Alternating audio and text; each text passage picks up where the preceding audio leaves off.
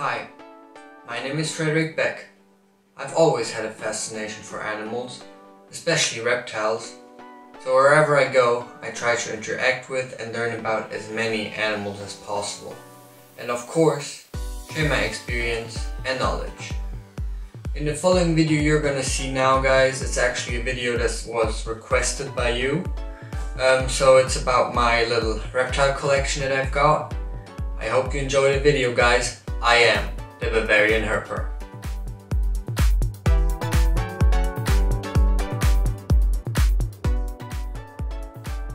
Okay guys, so I'm gonna start off with my blue-tongued skink, my Indonesian blue-tongued skink called Ramses. He's 5 years old. He's the reptile I've had the longest. And as you can see, he really enjoys being scratched on the chin. He's pretty calm, so I can pick him up no problem. As you can see, he's pretty big. I think the last time I measured him, he was about 50 centimeters. So that's his tank.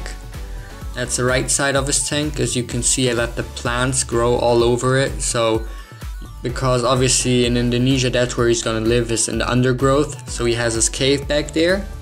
And on the left, you can see his water bowl. So I kind of let it overgrow, so he feels really comfy. So the back wall, I built that myself so he can walk up. That's from the other side. You can see there's a log right there in the back, so he can really squeeze in there. That's kind of the cool area back there. I also spray that a lot, so it's very humid back there. And then you can see still parts of the back wall. Then up there we've got the lighting. So that's just UVB and UVA. And then back there you've got his basking spot. And then just to give you a nice look at the whole animal. Really a beautiful skink. I couldn't be happier with him. If you want a really nice, big, sturdy lizard, you should get yourself a blue-tongued skink. Definitely worth it. Very, very cool animal.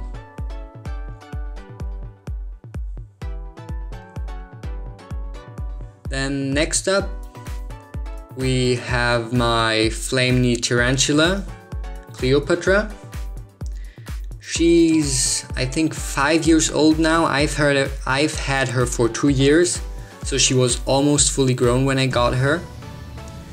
As you can see, obviously why she has her name is those kind of flame marks, like a candle on her legs there, on her knees. So she's a very, by nature, brachypelmas are usually pretty calm.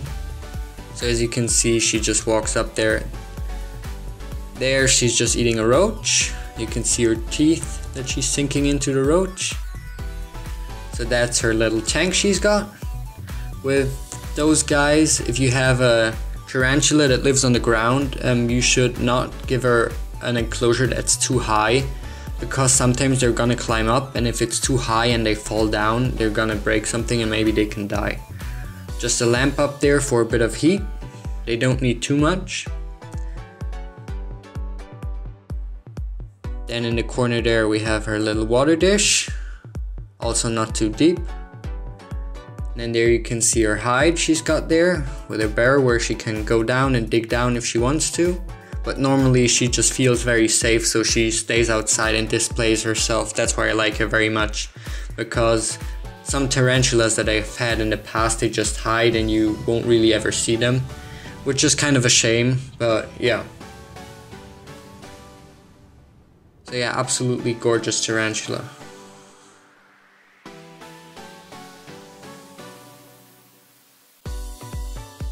Then next up, we've got my Honduran milk snake, Itzli, as you can see him there. So with these guys, what's actually very nice is they do burrow, but they can also climb. So that's something that's very cool about Hondurans. You can see his tricolor colors there, just going under a log.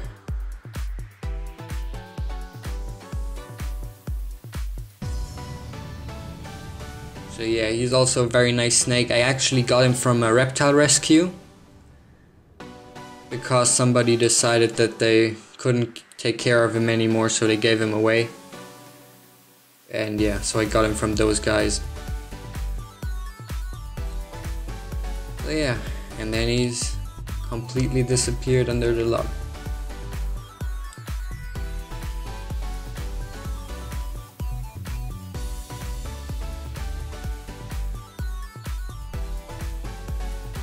So now, as you can see, that's what he does when I take him out. He really wraps around my arm and stuff.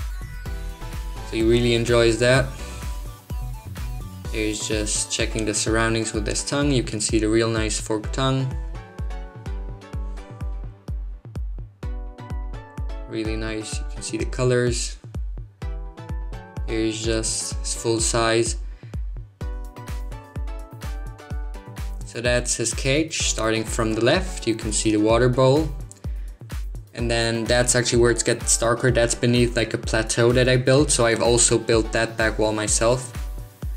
Then as you come to the other side, there's a branch there. There's just the bark pieces and stuff that you saw in the beginning where it went under. So with these guys, it's really important to have also a lot of cover. Then as it goes further on, as it progresses, you have another hide. And then in the corner there's also just pieces of branches and bark and pieces of coconut, just so he can really get in there. And because it really feels safe if they can kind of burrow, so it's also pretty deep actually. You can see the lamp there. So his favorite spots are either on that plateau there, in that piece of bark you can see there. So he coils into that, he feels safe, he really enjoys it. So if you have your milk snake like that, it's really nice because you can look at it and it's not hidden too much. Yeah, then he's there, and there's other hide, and that one is actually so he can go in there and have heat, or he can lie on top and absorb the heat, and also obviously the UVB and UVA, because I've got the spot up there. It's a sun glow.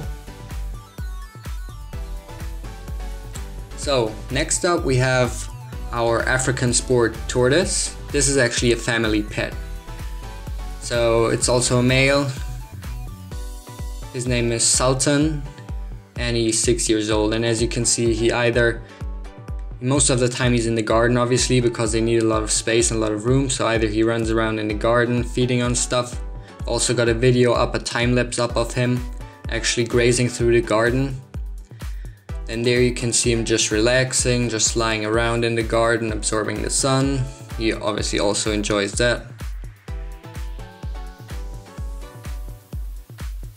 So you can see he's pretty big. He actually weighs 16 kilograms right now, and he's like 45 centimeters long. And for some reason he really enjoys red stuff, so red food like hibiscus flowers, or in this case a tomato.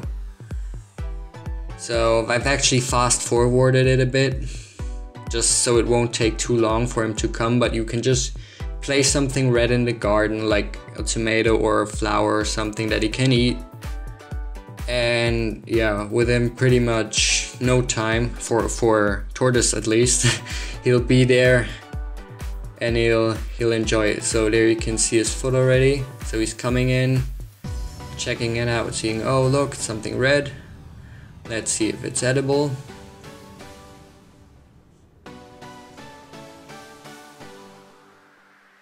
So now he's coming in, looking at it, smelling it, and deciding, oh look, it's edible. And then those big sharp, he doesn't have teeth, so it's just his kind of like a beak, but it's pretty sharp, and he's got a lot of power. You can see his little tongue going there. So now he's just munching on it, trying to get it all in. So yeah, he's a really nice animal. But of course those guys are the third biggest land tortoise. So yeah, if you want to get one of those, you should really think of if you can keep him when he gets, like his full size. Obviously males get bigger than females, and he is a male, so yeah. Yeah, they're very intelligent animals. I mean, you can actually, most of the times, if you just look into their eyes, you can see they're thinking and they're really intelligent. I mean, we have some plants in the garden that aren't too good for him if he would eat them. So in the beginning, when we let him out, we always check, you know, if he went near those plants, if he would do anything, but he doesn't even bother sniffing at them, or he does sniff at them and realize, oh no, it's not good at all, I don't want to eat it. So yeah. Those are all my little collection, guys. I really hope you enjoyed the videos. And if you did, please like, comment or subscribe to my channel. Thank you very much.